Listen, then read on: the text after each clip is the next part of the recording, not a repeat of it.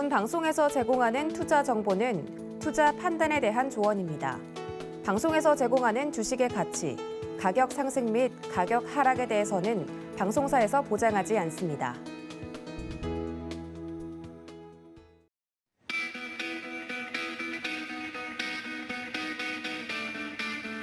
안녕하세요. 고수익 작전타임 진행의 이수연입니다. 어제 우리 시장은 혼조세로 거래를 마쳤습니다. 코스피 시장은 0.17% 강보합권에서 거래 마쳤고 코스닥 시장은 4거래일 만에 하락세 보이면서 이 천선을 회복해두지 못했습니다. 업종별로도 하락세가 우위를 연출했는데 코스피 시장에서는 특히 이 전날 미국 증시에서 성장주가 부진한 흐름이 나타나면서 네이버나 카카오 같은 종목들이 하락하는 모습이 나타났습니다.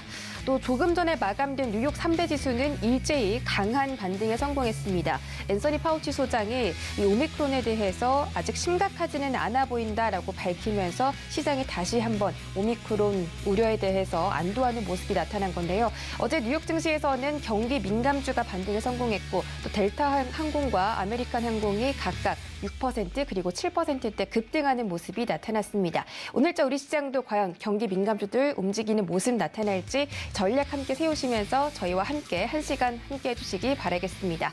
저희 오늘 첫 번째 순서는 버니와 함께하는 미국 주식 시간이고요. 영상 보고 오시죠.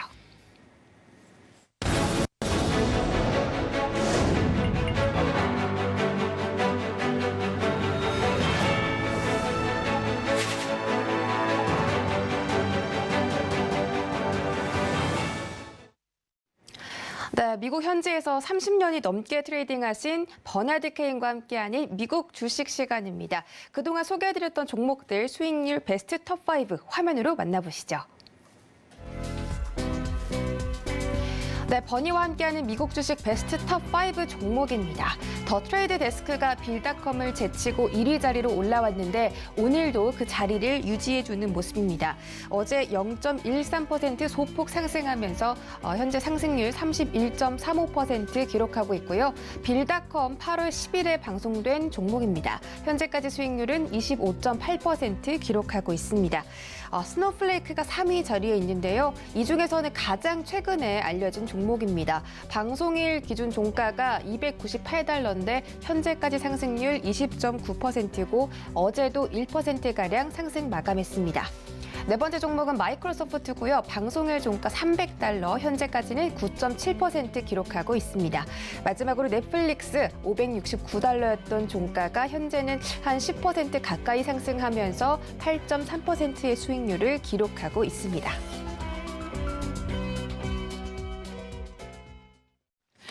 네, 이렇게 수익률 좋은 종목들 살펴보고 돌아왔는데 과연 오늘 소개해드릴 종목 어떤 종목일까요? 지금 바로 질문해 보겠습니다. 자, 지금 최근에 한국의 디즈니 플러스가 상륙을 했습니다. 디즈니 플러스가 넷플릭스의 대항마다라는 그런 이름을 들으면서 좀 굉장히 많은 기대감을 실어왔는데 역시나 이 디즈니 하니까 또 콘텐츠가 정말 많았습니다. 지금 이 콘텐츠의 시대이기 때문에 앞으로 디즈니가 또 주가 기대 안 될 수가 없겠는데요. 티커명은 DIS를 가지고 있고요. 어제도 2.8% 넘게 상승했습니다. 저도 디즈니 영화나 애니메이션 정말 좋아하는데 앞으로 디즈니라는 기업에 대해서 좀 들어보고 싶습니다. 일단 어떤 전망 가지고 계시는가요? Everybody loves Disney. I mean, with that name, it's like it's fun and it's great and they own everything we like. Okay, with a huge content library, a global parks and resorts empire, a rapidly growing streaming business. Walt Disney gives people a lot of ways to think that they can make money. It's just how much Disney is best understood as a long-term intellectual property play. So that's what I really think about it. I think about it as an IP play. It's able to monetize its content across the movie studios, the cable networks, the theme parks, the hotels, the global licensing operations. In this way, Disney turns its intellectual property, like Mickey Mouse's intellectual property, into profits. Disney streaming services, which include Disney Plus, Hulu, and ESPN Plus, give it another way to be able to cash in on its IP as well as another growth driver. More than 100 million people have already subscribed to Disney Plus alone in little more than a year after its launch. And they thought they were only going to get 40 million in the first year. Disney now has a goal of 230 to 260 million total Disney Plus subscribers by 2024. And I think that seems achievable. 네, 앞으로도 구독자 수를 2억 6천 명까지 늘려갈 거다라는 목표를 가지고 있는데 그 목표를 도달하기에 충분한 가능성이 있어 보인다라고 말씀해 주셨습니다. 월트 디즈니가 일회성인 소비 콘텐츠가 아니라 계속 좀 오래 소장하고 싶은 영구적인 콘텐츠를 또 생산하는 업체이기 때문에 더 안정적인 수익을 내지 않을까 싶은데 월트 디즈니 컴퍼니의 이 수입원과 그리고 잠재적인 가능성까지 짚어주시죠. Well, and we got to be a little careful here. I sound so positive about Disney, but let's dive in deeper and think about what's really going on. Disney's got 4 revenue sources in order of revenue contribution. The media networks is the biggest, okay, and that's their ESPN, National Geographic, all their big ABC networks, all their big network companies. Then their subscriptions, Disney Plus, Hulu. Then their parks and their studio pictures, okay? So then their parks and their theme parks across the world. That's Walt Disney World down in Florida, the Disney World in China, in the California and all that.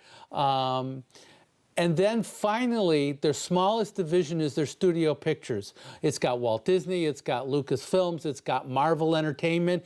They just bought 20th Century Fox. They bought Pixar. This is the smallest revenue sector with only 15% of the revenue. The biggest revenue source is the media networks. The big ones in this category are ESPN, National Geographic, ABC, Arts and Entertainment Networks. And if that's their biggest revenue segment, okay, we want to think about how much growth is going to be in that segment versus how much growth is going to be in the smaller segments. They make revenue a few different ways from their affiliate fees, from advertising fees, from distribution fees. We also have to think about that. But the number one way they make money is from their media networks.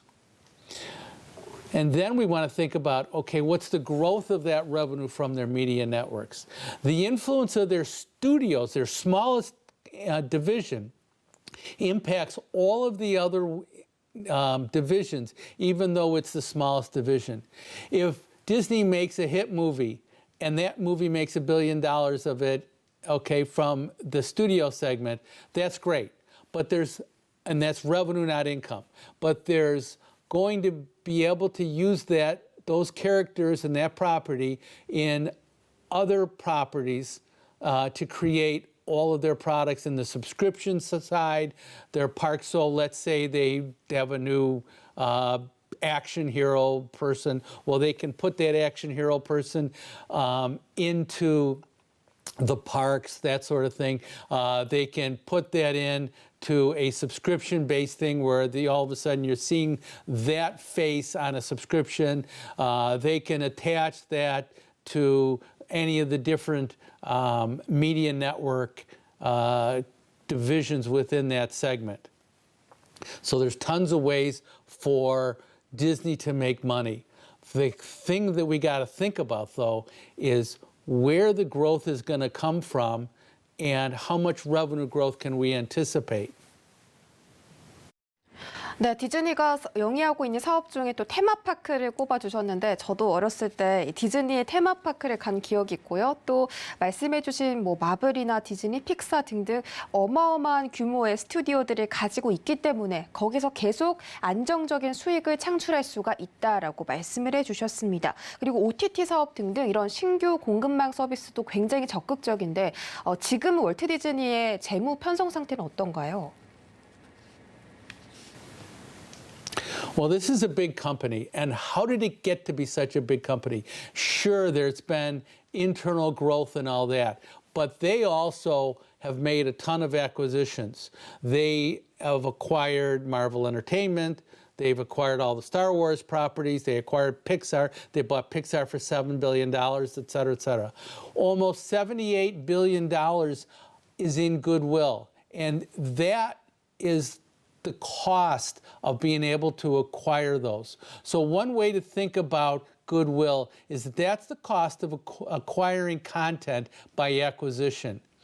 That's when it shows up on the balance sheet, the book value of the acquisitions they have made. Now we've got to earn back that book value. That just shows you just how acquisitive they've been recently and all of the money they've put in to acquire the content that they've acquired. But because Disney has so many ways to make money on a property, they have a competitive advantage there. Content to them is worth more potentially than it is to a competitor because they have so many ways to monetize it. When their analysts are doing a valuation of something that they want to buy, they might want to buy a discounted present value of this. I know it gets a little complicated, but they have more cash flow streams potentially from something that they acquire than a competitor might have when they bid on that same property. So they have more ways to generate money from that. So the value to them is going to be higher. But that means they can outbid a lot of people on that. Well, someone may come along and say, hey, look, I think I can make $2 billion off of this for them. And then I'm going to bid $1.5 billion because I want to make $500 million. It's worth $2 billion to me. I bid $1.5 billion. I make $500 million, theoretically. Disney looks at it and says, hey, great. It's probably worth $5 billion to me. So I can come in at $2.5 billion, which is more than the other guy thinks it's worth at all. And they can't do anything about that.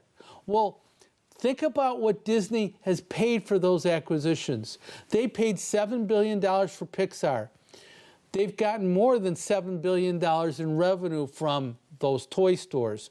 But it's revenue, it's not income. They paid $4 billion for Marvel Entertainment. How many superhero movies have they made? Enough to get $4 billion back. But these returns are revenue, as I keep saying, and not profits.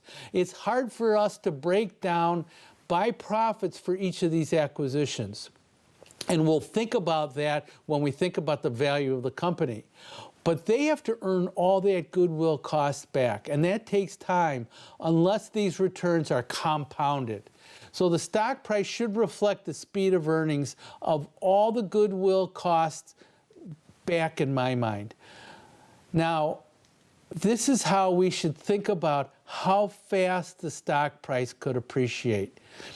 Don't forget, we want to think about, and I mentioned this before in other discussions with other companies, to me, revenue growth drives everything. If we can grow revenue really fast, that's great. We want to think about that. And then we want to be able to think about earnings growth second to that.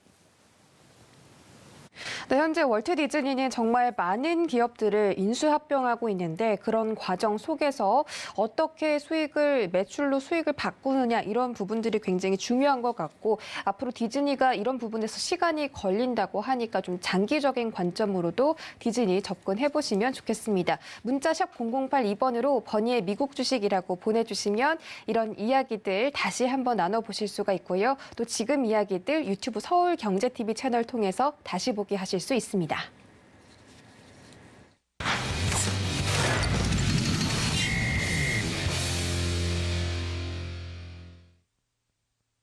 네, 이번 시간은 김미수의 작전 키워드 시간입니다. 레몬 리서치 김미수 대표와 함께합니다. 안녕하세요. 네, 안녕하십니까. 네, 반갑습니다. 지금 최근에 오미크론 때문에 이 글로벌 증시의 변동성이 강해지고 있습니다. 이제는 FOMC 회의 앞두고 있어서 이제 12월 달에는 이 파월 연준의장의 입에 좀 집중을 하는 그런 상태인데 이번 주에 굉장히 중요한 또 경제 지표가 있습니다. 미국과 중국에서 소비자 물가 지수가 발표되는데 이런 부분들 포함해서 자세한 경제 지표들 짚어주시죠. 네, 이번 주 12월 7일 오늘이 화요일입니다. 그래서 주목할 건 오늘 무역 수지가 미국과 중국 발표가 될 것 같고요. 무역 수지에서 뭐 특별한 내용은 없겠지만 미국은 또 적자 좀 확대, 중국은 여전히 좋은 흐름들로 나가면서 인플레이션에 대한 압력들의 영향도 살짝 눈길은 가고 있는데 이 부분은 좀 더 지켜봐야 될 것 같고요.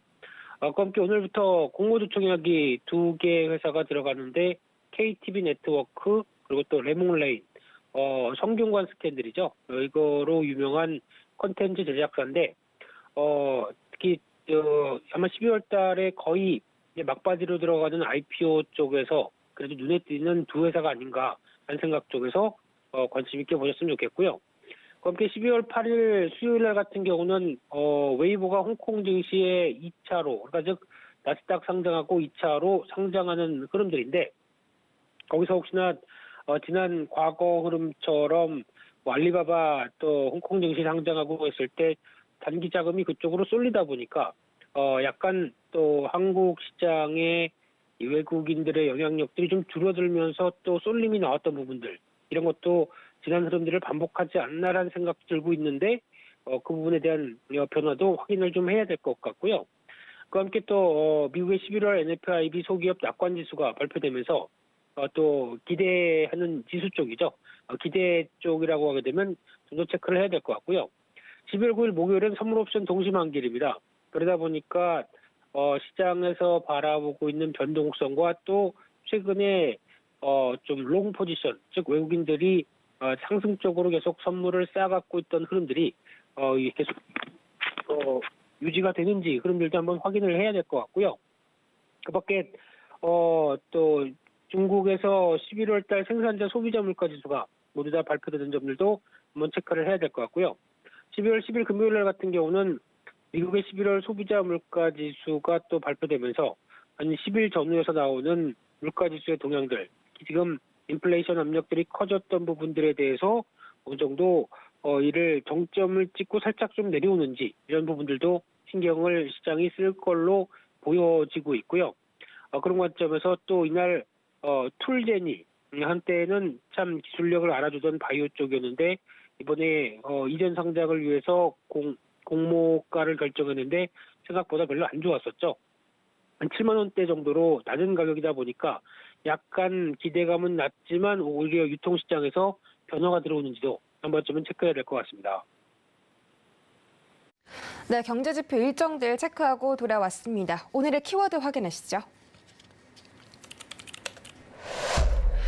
네, 오늘의 키워드는 견조한 경기 민감주 추세 전망은입니다. 경기 민감주가 어제 미국 증시에서도 급등하는 모습이 나타났습니다. 델타 항공과 아메리카 항공이 각각 6% 그리고 7% 급등했는데 오미크론발 우려가 줄어들면 이 경기 민감주가 또 다시 일어나는 그런 현상이 나타나고 있습니다. 그리고 이제는 좀 재정 정책들이 좀 통과가 된다면 리플레이션 트레이드가 다시 진행이 되면서 이런 사이클이 경기 민감주 쪽으로 들어오지 않을까 이런 분석들도 있고요. 또 최근에 우리 시장에서 성장주라든지 메타버스가 강했기 때문에 이 경기 민감주로 분위기가 이동할 수도 있다라는 분석도 있습니다. 자세한 분석 좀 짚어주시죠.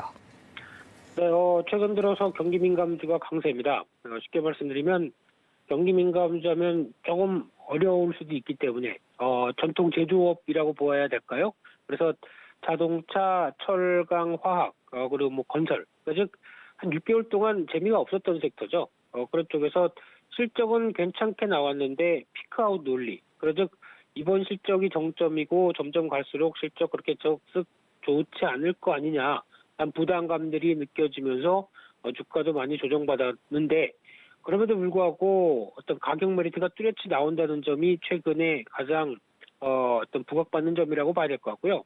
그와 함께 또 경기 관련된 쪽에 중국 쪽에서 이번에 지준율 인하도 하고 아무래도 많이 떨어진 헝다 이슈와 함께 나왔던 부동산 실물 경기에 대한 부분들을 좀 되돌리겠다는 의지가 좀 나오다 보니까 그에 따른 정책 가시와 함께 시장에서는 오히려 경기 민감 관련된 쪽에 대한 관심들이 더 높아지는 관점이 아닌가 생각되고 있고요.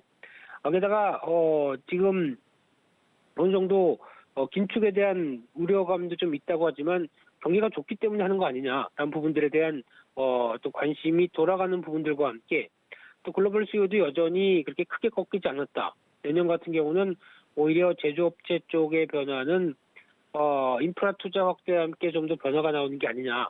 그런 관점 쪽에서 최근에 중국의 제조업 PMI 지표도 살짝 올라간다기보다는 거의 횡보죠. 횡보지만 크게 안 떨어졌다. 이런 관점 쪽에서 이 지진율 인하와 유동성 변화 그리고 또 중국 정부의 신경 쓰는 흐름들과 함께 살짝 바뀌어지지 않겠느냐라는 쪽으로 바라보고 있는 시각이 맞다고 봐야 될 것 같고요. 그래서 아마 결론적으로는 지금 나오는 분위기가 시장에서 변화 가능성, 특히 섹터가 변화할 때 나올 수 있는 대표적인 흐름들은 첫째가 많이 빠진 겁니다.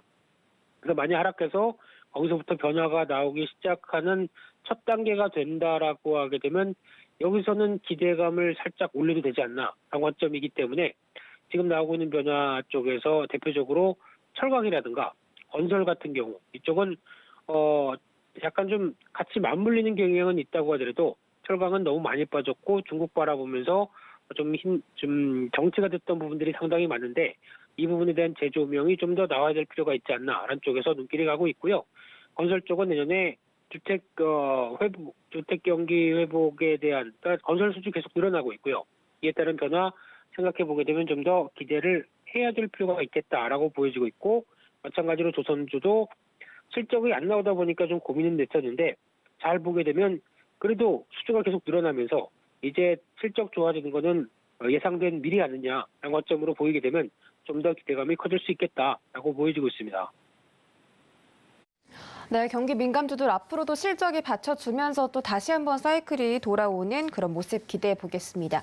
오늘자 시장도 대응을 해봐야 될 텐데 어제는 코스피 코스닥이 혼조세로 거래 마쳤습니다. 그런데 뉴욕 증시가 3대 지수가 정말 강하게 반등에 성공했기 때문에 오늘은 그래도 조금 기대해봐도 좋을까요? 네, 목소리가 밝으시네요. 네. 네, 기대하시죠.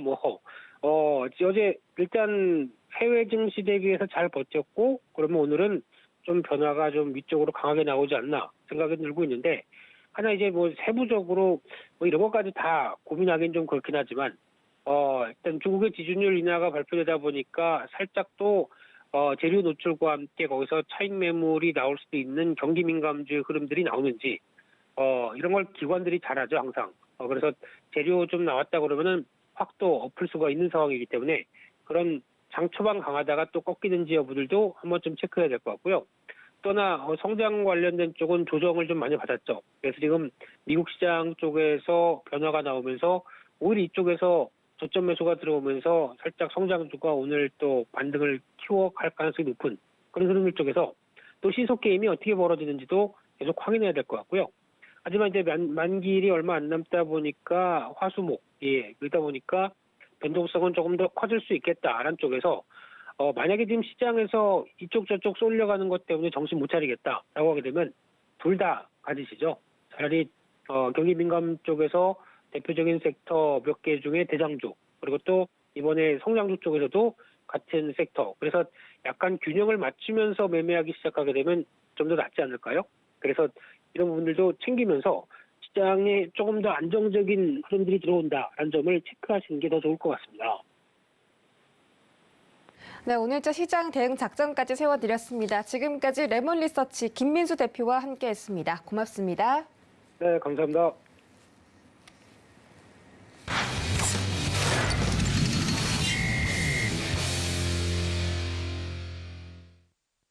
네, 이어지는 시간 허반석의 작전 리포트 시간입니다. 서경의 산업부장 허반석 전문위원과 함께합니다. 안녕하세요. 네, 안녕하세요. 네, 반갑습니다.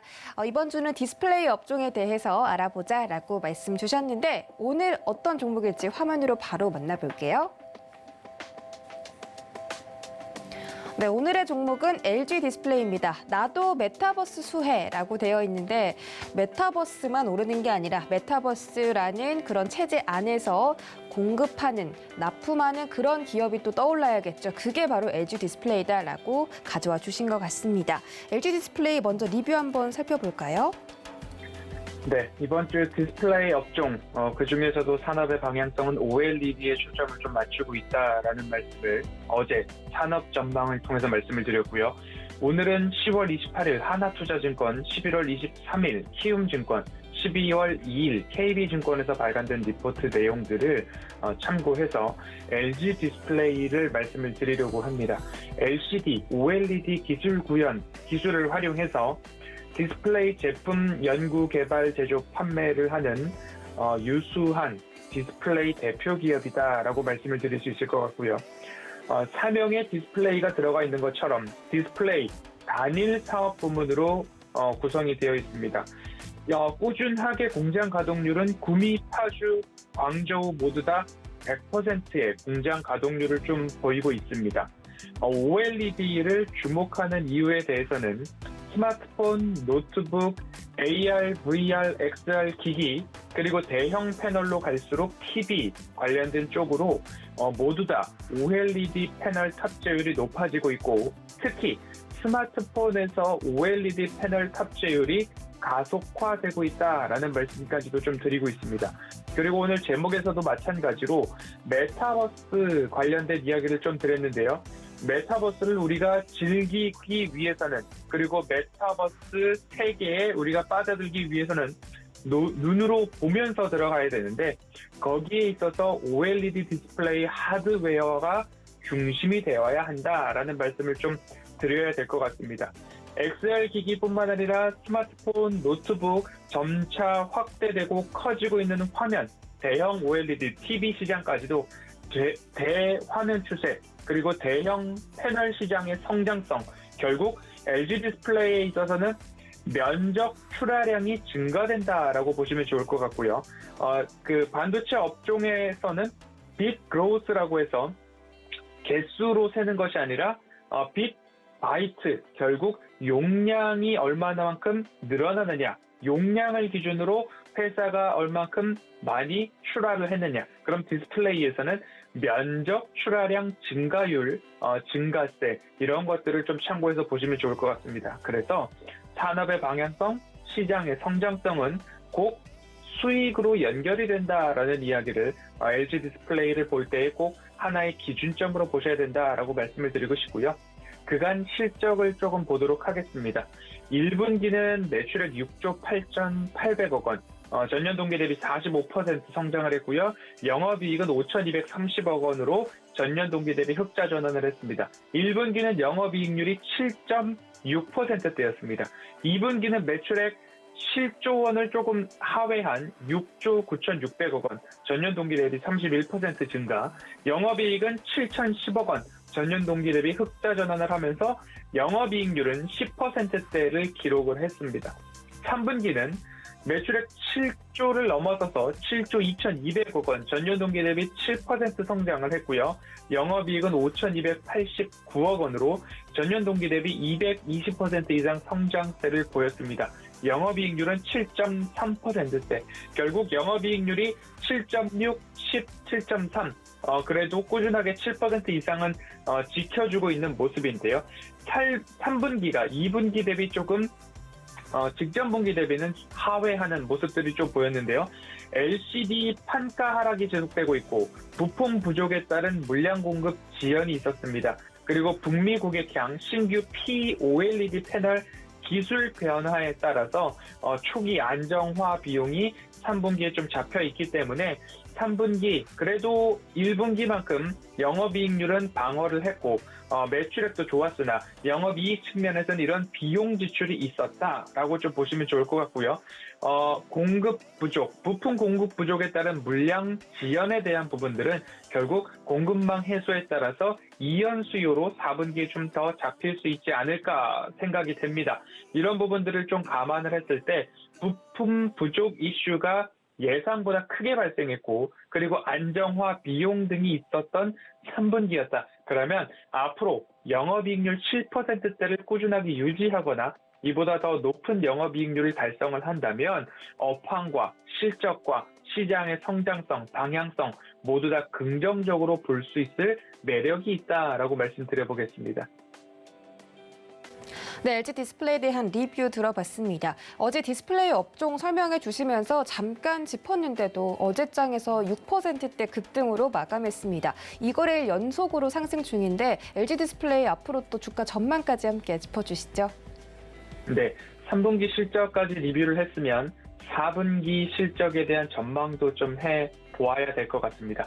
4분기 실적은 매출액 8조를 넘어선 8조 6천억 원, 그리고 영업이익은 7천억 원을 넘어선 2분기에 7,010억 원이었는데요. 4분기에는 7,690억 원이 좀 전망이 되고 있습니다. 그리고 반도체는 빗 그로스라고 말씀을 드렸고 디스플레이는 면적 출하량이라고 말씀을 드렸는데요. 면적 출하량은 4분기에 직전 분기 대비 14% 증가가 전망되고 있고요. 평균 판매 가격도 3% 상승이 전망이 되고 있습니다. 그리고 그간 영업이익률은 1분기 7.6%, 2분기 10%, 3분기 7.3%인데요. 4분기에는 영업이익률이 약 9%대로 전망이 되고 있습니다. 직전 분기 대비 1.7%포인트 상승할 것으로, 개선될 것으로 영업이익률은 9%대 전망이 좀 나오고 있습니다. 이렇게 긍정적인 전망이 나오고 있는 요인들 중에 하나는 삼성전자가 중심에 있다라고 말씀을 드릴 수 있겠는데요. LG 디스플레이를 얘기를 하면서 가쁜 이 삼성전자가 나오는 이유를 좀 짚어보도록 하겠습니다. 삼성전자 향 LCD 공급량이 5배 정도 높아질 것이다. 올해 대비 내년도에는 5배 정도 증가할 것으로 전망이 되고 있는데요. 이를 금액으로 환산해보면 약 1조 원가량으로 추정이 되고 있습니다. LCD TV 패널 물량이 증가를 하고 있는데요. 삼성전자는 그간 LCD 패널 중화권의 약 70%가량 의존하고 있다, 공급을 받고 있다라고 집계가 되고 있는데요. 이제는 LG 디스플레이에도 이 LCD 패널에 대한 물량 공급을 요청을 하고 결국 약 1조 원가량, 그리고 물량으로는 5배 정도 내년도 높아질 것으로 이야기가 되고 있습니다. 이렇게 되면 삼성전자는 중화권 의존도를 낮출 수 있고 중화권으로부터 공급받고 있었던 가격에 대한 협상을 다시 한번 해낼 수 있다는 부분에서 삼성전자 쪽으로도 긍정적인 요인들이 하나 나올 수 있고요. LG 디스플레이에서는 고객 다변화, 그리고 LCD 패널 공급 비중 확대가 나올 수 있죠. 그러면 그간 LCD 패널 가격 하락에 대한 부분들이 이제는 조금 그쳐지지 않을까, 이제는 안정화되지 않을까라는 기대감들도 좀 있습니다. LCD를 말씀을 드렸으면 이번에는 또 삼성전자가 들어오는데 OLED 패널에 대한 이야기를 드려야 될 것 같습니다. 내년도 삼성전자가 퀀텀답 QD OLED TV가 출시가 전망이 되고 있습니다. 그런데 아직 이 OLED 패널에 대한 양산 단계에 진입을 하지 못했다라는 소식이 전해지면서 OLED TV가 대중화되고 확대될 텐데 아직 양산 단계에 이르지 못했기 때문에 LG 디스플레이의 OLED 패널을 삼성전자에서 좀 가져다 쓸 수 있겠다라는 이러한 시장의 전망들이 좀 빠르게 나오고 있습니다. 그렇게 된다면 OLED 캐파 생산 여력이 삼성 디스플레이에 비해서 LG 디스플레이가 약 10배에서 15배 정도 큽니다. 그런데 거기에다가 삼성전자에서 또 OLED 패널을 공급해달라라는 요청이 나왔기 때문에 이런 부분들을 좀 살펴본다면 LG 디스플레이에서는 더할 나위 없이 좋은 시장의 상황이 아닌가라는 말씀을 좀 드려야 될 것 같고요. 그러면 LG 디스플레이가 그간 공장 가동률이 모두 다 100%라고 말씀을 드렸는데 그러면 물량이 딸리지 않을까라는 생각이 들게 됩니다. 22년도 WOLED 패널 공급 부족이 전망이 되고 있습니다. OLED 패널 출하량은 21년도 802만 대, 전년 대비 79% 성장한 수치이고요. 내년도는 1083만 대로 21년도가 79% 증가했는데 여기에서 추가적으로 35% 패널 출하량이 증가될 전망입니다. 삼성전자가 여전히 신규 고객사로 들어왔고 그리고 고객사 다변화가 이루어지고 있어서 이 화이트 WOLED 패널 공급 부족이 전망이 되고 있습니다. 2차전지 섹터를 말씀드릴 때 이런 말씀을 드렸죠. 캐파 증설을 하고 있음에도 불구하고 24년도 배터리 공급이 수요를 따라가지 못하는 상황들이 이어질 것으로 전망이 되고 있듯이 이 OLED 패널에 있어서도 22년도 패널 수요가 공급보다 많기 때문에 LG 디스플레이에 있어서는 산업의 성장성, 시장의 방향성 모두 다 우호한 환경이 조성이 되고 있다. 결국 가격 경쟁력에 있어서 LG 디스플레이가 우위를 점할 수 있다. 경쟁사는 아직 OLED 양산을 하지 못하고 있다라는 것들이 미래 먹거리 모멘텀으로 작용될 여지가 높다라는 말씀을 좀 드리고 싶고요. 끝으로 메타버스 관련된 모멘텀을 말씀을 드려야 될 것 같습니다. 메타버스의 하드웨어는 LG 이노텍 카메라 모듈 중심으로 말씀을 드렸고요. 컨텐츠 제작에는 자이언트 스텝, 플랫폼으로는 네이버, 제페토가 있다라는 이야기를 5월 달부터 말씀을 드렸고 자이언트 스텝은 그간 말씀드린 이후로 100% 이상의 어마어마한 상승률을 좀 말씀을 드렸습니다. 그러면 메타버스의 하드웨어가 카메라 모듈만 있는 것이 아니라 우리가 눈으로 보면서 그 세계에 들어가야 되기 때문에 애플이나 마이크로소프트, 구글 등 다양한 기업에서 메타버스 관련한 IT 기기가 내년부터 출시가 전망이 되고 있습니다. 전략적 협업 관계로서 LG 디스플레이가 시장에서 이야기가 많이 나오고 있습니다. 그러면 LG 디스플레이는 유수한 디스플레이 패널 제작사로서 이들 기업과의 전략적 협업 관계, 그러면 내년도 메타버스 IT 기기가 출시되었을 때 이 안에 LG 디스플레이 OLED 패널이 들어가 있대라는 이야기가 나오면 더할 나위 없이 좋은 또 하나의 주가 슈팅의 모멘텀으로 작용이 될 것 같습니다. 그렇기 때문에 그간의 상승, 그간의 하락 모두 다 거쳤고 이제는 되돌림 다시 우상향 추세를 그려나가고 있는 LG 디스플레이입니다. 보유자분들께서는 꼭 잘 쥐고 좀 장기적 시계열로 가져가 보시자라는 말씀을 드리고 싶고요. 업종 리포트를 살펴본 어제 6%대 이미 상승이 조금 나온 모습입니다. 차트의 흐름들을 보자면요. 이미 바닥 구간을 지나서 우상향을 하는 추세를 만들었습니다. 그런데 최근 다시 한번 이 추세선 하단으로 뚫고 내려온 모습이 나왔고 이제 다시 한번 반등의 조짐이 나오면서 추세선 위로 올라오기를 준비하고 있는 모습들이 나오고 있습니다. 그러면 장기적으로는 이 추세선을 회복한다라고 보시고 접근을 해보시면 좋을 것 같고요. 재차 17,000원 단계에서 바닥을 형성을 했고 가격 전략으로 본다면 2만 원에서 22,000원 사이에서는 매집 구간으로도 왜냐? 장기 추세선상 추세 하단에서 이제 막 반등을 해주고 있기 때문에 이 구간으로의 반등 나온다라는 점을 감안하셔서 2만 원에서 22,000원 사이에 횡보하는 구간에서는 모아가 보자라는 전략으로 좀 보시고 모멘텀은 메타버스뿐만 아니라 삼성전자가 디스플레이 공급을 요청했고 22년도 그에 따라서 OLED 패널 공급 부족이 전망된다라는 이야기까지 드리면서 오늘 첫 번째 OLED 디스플레이 업종의 종목으로는 LG 디스플레이 여기까지 살펴보도록 하겠습니다. 네, LG 디스플레이 앞으로의 모멘텀을 짚어주시면서 앞으로 실적도 탄탄하게 끌어가면서 성장할 수 있는 기업임을 설명을 해드렸습니다. 이런 부분들 더 자세하게 듣고 싶으신 분들 문자샵 0082번으로 허반석이라고 문자 전송해 주시면 실시간으로 이야기 나눠보실 수 있습니다. 오늘 분석도 고맙습니다. 감사합니다. 네, 저희 바로 이주현의 고수익 작전 시간으로 넘어가 보겠습니다. 서경의 테마부장 이주현 전문위원 만나보겠습니다. 안녕하세요. 네, 안녕하세요. 네, 반갑습니다. 최근에 이 글로벌 차량용 반도체 공급난 우려가 커지면서 이 차량 가격이 계속 좀 증가를 하고 있습니다. 그런데 내년에도 중고차와 신차의 가격이 상승세를 꺾지 않을 것이다라는 분석인데 이런 분석에 따라서 우리나라 K카라든지 중고차 기업들의 주가 상승세가 또 만만치 않습니다. 이런 글로벌 중고차주 전망들 좀 어떻게 생각하시는지 짚어주시죠.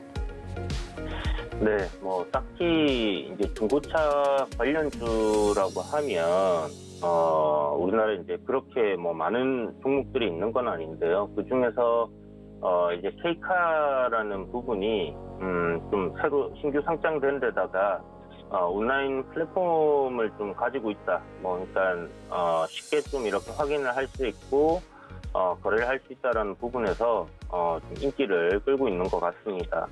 일단 뭐 K카 같은 거 특히 이제 외국계 보고서까지 이제 나오면서 급등이 나와줬는데 지난번에도 이렇게 급등 나오기 전에 한번 저희 아침 시간에 이제 K카에 대해서 이제 다뤄봤던 적이 있었는데 실질적으로 지금 현재 시가총액 1조 7천억이라는 부분, 기업 가치적인 부분, 그러니까 영업이익이라든지 이런 부분들을 생각하게 되면, 굉장히 지금, 비싸게 좀 평가를 받고 있다라고 생각이 듭니다. 어찌됐든 이제 시장에서 형성되어 있는 가격이, 저는, 그 시대적인 부분을 다 반영을 하고 있다라고 생각하기 때문에, 일단 기본적으로 지금 현재 눈에 보이는 주가 흐름 굉장히 양호하다라고 생각이 들어요. K카뿐만이 아니라 다른 중고차 종목들도 있긴 한데 일단 K카부터 먼저 한번 알아보도록 하겠습니다. 지금 일단 이렇게 그 상한가 가까이 상한가 나오고 다음날 거래량이 크게 터지면서 이제 윗꼬리 음봉이 나왔는데 이게 만약 세력들이 물량을 다 정리한 거라면 제가 이제 방송에서 여러 번 말씀드렸지만 밀려 내려야 됩니다.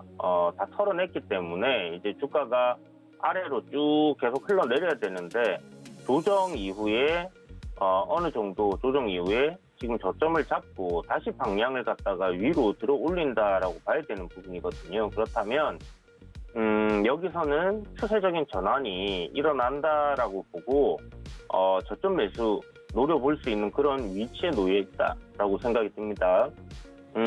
좀 전에 이야기하셨던 것처럼 자동차, 신차뿐만이 아니라 중고차 가격, 미국 같은 경우는 중고차 가격이 굉장히 좀 가파르게 많이 올랐죠. 특히나 이제 자동차가 없이는 생활할 수 없는 그런 환경이다 보니까 거의 자동차는 필수제로 이렇게 들어간다라고 보시면 될 것 같고요. 그런 곳에서 이제 중고 자동차 가격의 상승이 급격하게 일어났던 이유는 역시나 차량용 반도체 부족도 있지만 지금 인플레이션, 그러니까 정부에서 돈을 너무 많이 풀었기 때문에 돈의 화폐 가치가 하락을 했다라는 점에서 거의 모든 상품 가격이 상승을 하고 있다라는 겁니다. 그렇다면 이제 자동차를 만들기 위한 원자재 가격뿐만 아니라 그 철판이라든지 모든 것들이 이제 상승을 하고 있는 상황에서 자동차 가격이 그대로 유지를 할 가능성은 없다라고 봐야겠죠. 인건비도 계속 올라가고 있는 상황이고요. 그렇다 보니까 지금 신차뿐만이 아니라 중고차들까지 중고차는 이제 반도체 부족 현상으로 인해서 신차를 구하기 어려우니까 차는 필요하고 사야 하고 그러다 보니까 중고차가 오히려 더 가격이 뛰는 그런 현상이 발생하고 있는 부분인데 그런 부분에서 K카 국내에서도 이제 신차가 내년에 나오는 건 이제 가격이 인상되는 것 같아요. 그런 부분들 봤을 때는 중고차 사이트 특히 이제 온라인으로 이렇게 좀 접근이 용이한 이런 부분들은 분명히 시장에서 경쟁력이 있다라고 생각이 들고요. 플랫폼이 어떤 식으로 앞으로 또 잘 되어 가는지 여부 이런 거에 따라서 주가 양방이 좀 달라질 것 같은데 K카뿐만이 아닙니다. 중고차 시장에서 좀 알려져 있는 도이치모터스라든지 지금 어저께 주가 대부분 또 강세를 보여줬어요. 그래서 이런 것들 그동안 이제 저점권에 이렇게 낙폭과대로 밀려 내려와 있던 종목들 같은 경우는 유심히 좀 관심 있게 지켜볼 필요가 있다라는 생각이 들고요. 또 SK 렌터카 중고차라고 하기는 그렇지만 그래도 SK 렌터카 역시 리스라든지 할부라든지 이런 부분 이제 중고차들 다 하고 있기 때문에 그런 관점에서 접근을 한다라면 지금 보신 것처럼 거의 바닥권입니다. 특히 그리고 SK 렌터카 같은 경우는 이제 여행이라든지 이런 수요와 좀 맞물릴 가능성도 크다라고 생각이 들고요. 전일 미국 증시에서 ETF 상승률을 보게 되면 항공이라든지 여행, 카지노 이런 그 포스트 코로나 관련주들이 오미크론의 그 치사율이 낮다라는 부분 때문에 급등을 했습니다. 그래서 오늘 또 이런 관련주들이 또 강하게 상승할 가능성이 높은데 SK 렌터카도 뭐 그 중에 한 종목이 되지 않을까라고 생각이 들기 때문에 그런 부분들도 여러분들이 좀 참고를 해보시면 좋을 것 같고요. 아까 전에 그 말씀드렸던 것처럼 지금 포스트 코로나 관련주들이 좀 미국에서 강하게 움직였던 이유를 생각해 보면 우리 기존에 이제 코로나에서 델타 변이로 변형되면서 이제 우세종으로 델타 변이만 지금 걸리고 있는 상황입니다. 그런데 오미크론이 우세종으로 될 경우에는 뭐 감기 바이러스와 이렇게 좀 합쳐진 부분이 있다라고 하는데 그런 부분 때문에 뭐 경증으로 이렇게 지나갈 가능성이 굉장히 높아졌다라는 부분이 시장에서 전반적으로 긍정적으로 작용을 하는 거예요. 그렇게 되면 뭐 항공 수요, 여행 수요 이런 부분들이 다시 살아날 수 있는 부분이기 때문에 뭐 렌터카 업체들, 중고 자동차라든지 자동차 시장 뭐 이런 것들 전부 어떻게 보면 이제 외부로 이렇게 움직이기 위한 그런 소비의 하나의 부분이기 때문에 그런 쪽으로 우리가 또 접근을 해볼 수도 있지 않겠나라는 생각이 듭니다. 그리고 좀 특이한 종목인데 민은지라는 종목이 있어요. 민은지도 중고차 관련주로 이렇게 좀 들어가 있는 부분인데 뭐 기존에 이제 민은지 아시는 분들 아시겠지만 이제 정보 서비스 업체죠. 그러니까 이제 뭐 개인 정보 보안을 위해서 이제 2차 본인 인증 서비스도 하고 있고, 그 다음에 뭐 어플리케이션들 다양하게 PC에서 사용할 수 있는 거, 모바일에서 사용할 수 있는 그런 부분들 많이 만들어내고 있는 기업인데 중고차 플랫폼 시장에도 들어가 있는 부분입니다. 그래서 여기 뭐 중고차 관련주들과 딱히 그렇게 움직임이 같이 나올까라는 생각은 들지만 그래도 제가 이제 좀 관련해서 이렇게 좀 공부를 하다 보니까 주가 흐름이 상당히 괜찮은 그런 흐름에 놓여 있는 기업이고 관련주로 부각되어 있다라는 부분들이 긍정적으로 또 주가에는 영향을 미칠 수 있을 것 같다라는 생각이 듭니다. 그래서 민은지까지 여러분들이 한번 지켜보시면 좋을 것 같고요. 뭐 K카가 사실 지금 중고차 관련주들 중에서 대장이라고 봐야 되겠죠.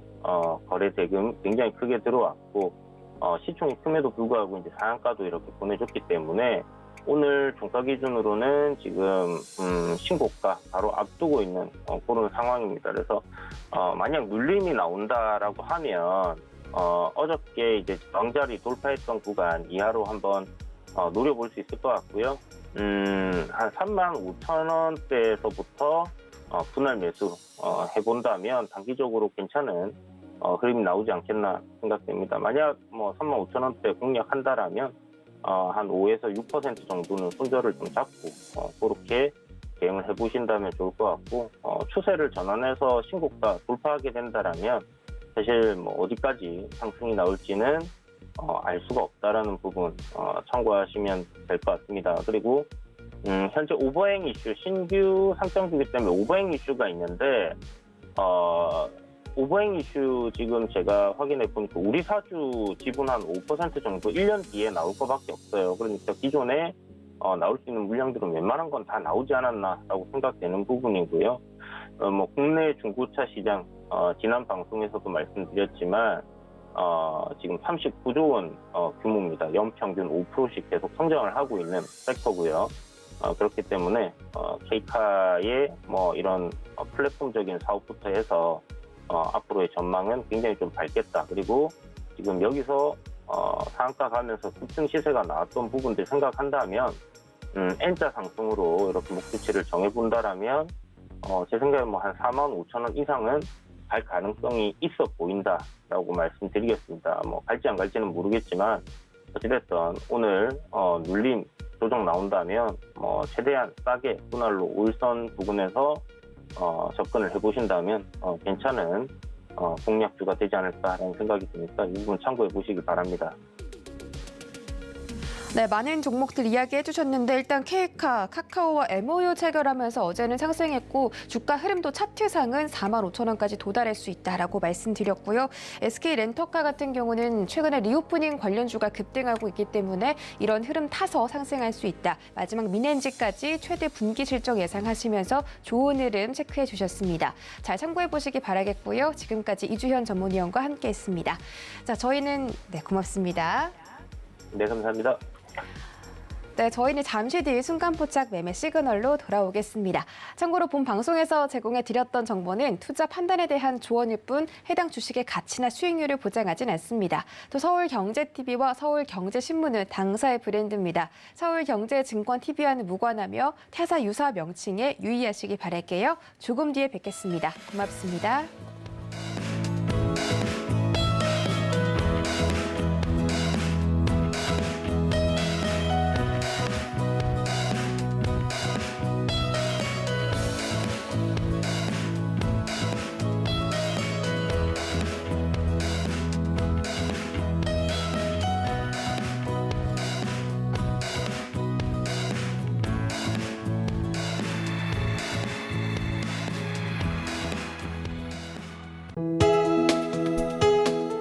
본 방송에서 제공하는 투자 정보는 투자 판단에 대한 조언입니다. 방송에서 제공하는 주식의 가치, 가격 상승 및 가격 하락에 대해서는 방송사에서 보장하지 않습니다.